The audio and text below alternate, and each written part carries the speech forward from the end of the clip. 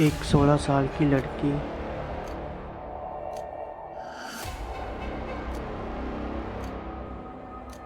जिस पर 60 डीमनों ने कब्जा किया हुआ था,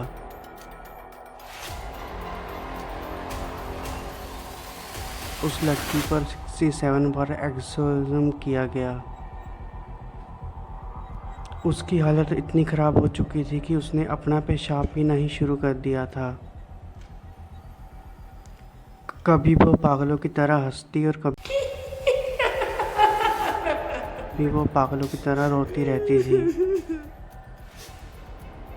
लेकिन 1 जुलाई 1976 में कुछ ऐसा हुआ कि पूरी जर्मनी में डर फैल गया। हाय गाइस, मेरा नाम है गुरप्रीत नागलू और आप देख रहे हैं अपना चैनल द नागलू फाइल्स। इस चैनल को सब्सक्राइब करना मत भूलना। जर्मनी के बवारिया में एक छोटे से शहर क्लिंगबर्ग में सब कुछ आम लग रहा था, लेकिन इसी शहर में एक बहुत ही ख़ास कहानी लिखी जा रही थी। आज भी दुनिया के सबसे डरावने और विवादित एक्सोर्सिज्म केसों में गिनी जाती है।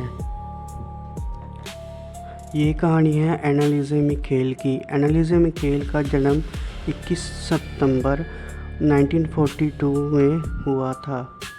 बचपन में वो बहुत ही एक आम सी लड़की थी।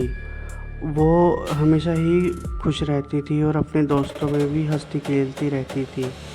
वो हमेशा एक शांत स्वभाव की लड़की थी।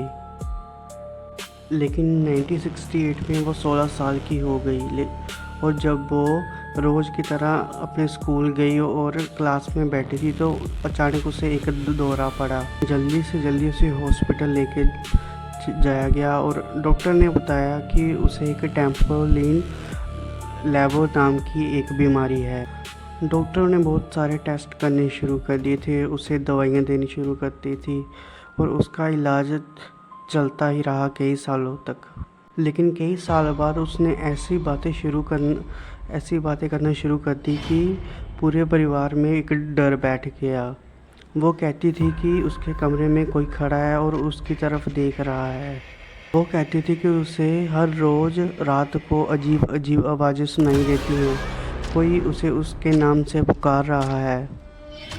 वो लड़की इतना डर गई थी कि वो रात को सो नहीं पाती थी। उसकी फैमिली भी उसे लेकर बहुत टेंशन में थे। धीरे धीरे करके उस लड़की का व्यवहार बदलने लगा। वो कहती थी कि जब वो चर्च में जाती है तो उसे जीसस और मदर मैरी के चेहरे बदलते हुए नज़र आते हैं। जब भी वो उनके चेहरों की तरफ देखती है तो उसे डर लगने लगता है। कहा जाता है कि वो लड़की होली वाटर के पास जाने से भी डरती थी। फिर कुछ ही महीनों के बाद उसने चर्च में जाने से बिल्कुल मना कर दिया। जैसे जैसे समय बीतता गया उसका व्यवहार एकदम डरावना हो गया था। कहा जाता है कि उसने घर के कीड़े मकोड़े खाने शुरू कर दिए थे और यहाँ तक ही नहीं, उसने अपना पेशाब भी पीना शुरू कर दिया था। ये देखकर घर वालों की हिम्मत एकदम से टूटने लगी। उसका परिवार ये समझ नहीं पा रहा था कि ये बीमारी है या फिर कुछ और। डॉक्टर अपना इलाज कर रहे थे लेकिन एनालिसे की सेहत में कोई भी सुधार नहीं था। आखिरकार 1973 में परिवार ने चर्च से मदद मांगी, लेकिन उन्होंने भी इलाज करने से मना कर दिया। फिर कुछ ही टाइम बाद चर्च से एक पादरी आए और उन्होंने एनालिसा से मुलाकात की। उसकी हालत देखकर पादरी ने चर्च से परमिशन मांगी कि वो झाड़ फूक हमें करने दे। कुछ ही टाइम बाद उसे परमिशन मिल गई और झाड़ फूक की जिम्मेदारी 2 पादरी को दी गई। 24 सितंबर 1975 में पहला झाड़ फूक किया गया। उस कमरे में प्रार्थना शुरू की गई, बाइबल रखी गई, क्रॉस रखे गए और ये सब रखने के बाद एनालिसा एकदम से चीखने लगी, वो रोने लगी और उसकी आवाज़ भी एकदम से बदल गई। कभी वो अजीब तरह से हंसती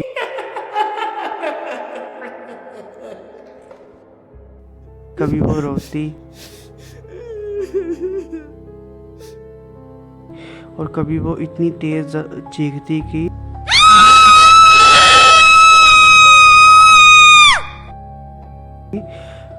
चर्च के पादरी भी डर जाते थे। झाड़ फूक करते के टाइम ये सब रिकॉर्ड भी किया गया।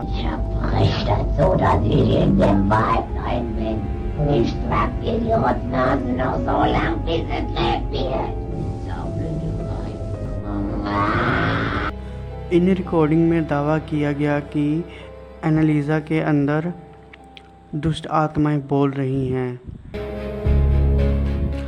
कुछ लोगों ने कहा कि रिकॉर्डिंग के अंदर 7 डीमन ने अपनी पहचान बताई है।